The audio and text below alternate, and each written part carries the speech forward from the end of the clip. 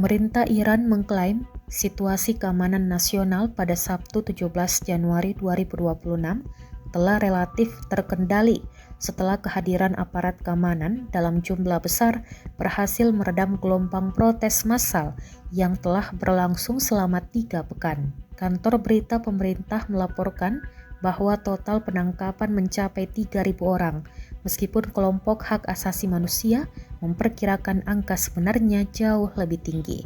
Kondisi di jalanan Teheran dan beberapa kota besar lainnya dilaporkan mulai tenang, namun ketegangan tetap terasa di bawah permukaan seiring dengan berlanjutnya pemadaman internet nasional yang kini telah memasuki hari ke-9.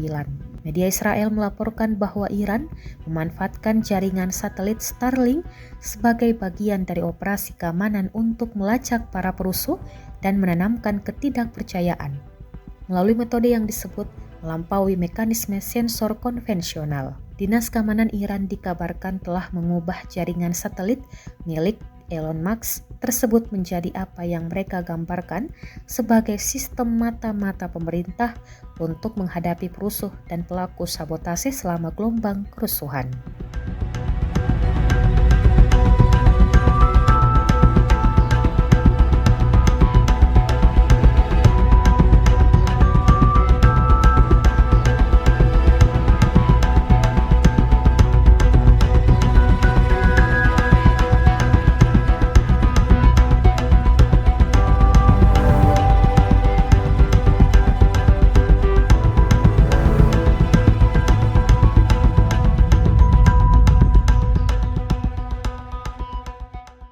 Download Tribun X sekarang, menghadirkan lokal menjadi Indonesia.